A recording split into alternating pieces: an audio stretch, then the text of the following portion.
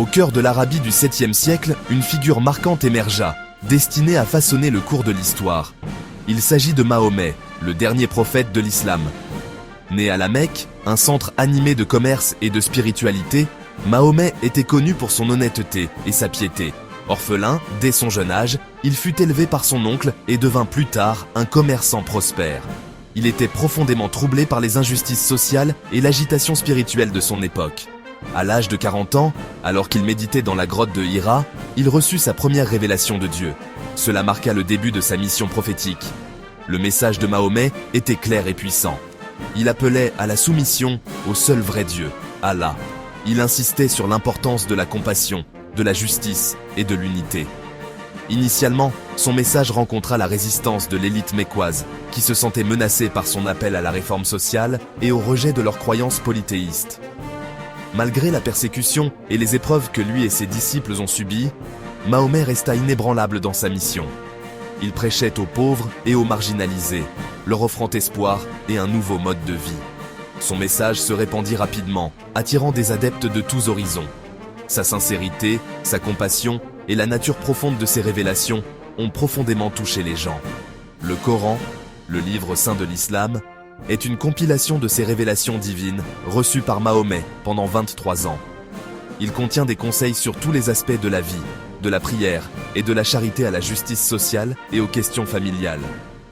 Le Coran, révélé en arabe, est considéré comme la parole littérale de Dieu et constitue le fondement de la foi et de la pratique islamique. La révélation du Coran fut un événement transformateur dans la vie de Mahomet. Il décrivait souvent l'expérience comme bouleversante, ressentant un profond sentiment d'émerveillement et de responsabilité. Les versets furent révélés progressivement, parfois en réponse à des événements ou à des questions spécifiques, fournissant des conseils et des éclaircissements à la communauté musulmane grandissante. Au fur et à mesure des révélations, les disciples de Mahomet commencèrent à les mémoriser et à les enregistrer. Ils utilisèrent du parchemin, du cuir et même des os pour préserver les paroles divines. Après la mort de Mahomet, le Coran fut compilé en un seul texte, faisant autorité sous la direction de ses proches compagnons. Le processus fut méticuleux, garantissant l'exactitude et l'authenticité de chaque verset. Le Coran n'est pas simplement un document historique, c'est une source vivante de conseils pour les musulmans du monde entier. Ces versets sont récités dans la prière, étudiés pour la compréhension et médités pour la croissance spirituelle. Le Coran souligne l'importance de la connaissance, de la raison et de la contemplation. Il encourage les croyants à réfléchir aux signes de Dieu dans la création et à rechercher la connaissance tout au long de leur vie. Plus qu'un simple texte religieux, le Coran aborde un large éventail de sujets, notamment l'éthique, le droit, l'histoire et le monde naturel. Il fournit des principes pour construire une société juste et équitable, favoriser la compassion et promouvoir la paix. Sa sagesse intemporelle continue d'inspirer et de guider des millions de personnes. Au fur et à mesure que le nombre de disciples de Mahomet augmentait, le besoin d'un cadre social fondé sur les principes de l'islam se faisait sentir. Cela a conduit à l'établissement de la première communauté musulmane à Médine, marquant un tournant dans l'histoire islamique. L'hégire, ou migration de la Mecque à Médine en 622 de notre ère, n'était pas seulement un voyage physique, mais aussi symbolique, signifiant l'établissement d'une société basée sur les valeurs islamiques. À Médine, Mahomet établit une constitution qui définissait les droits et les responsabilités de tous les membres de la communauté, musulmans et non musulmans. Ce document, connu sous le nom de Charte de Médine, énonçait les principes de respect mutuel, de coopération et de protection pour tous. Il a jeté les bases d'une société pluraliste où différentes communautés religieuses pouvaient coexister pacifiquement.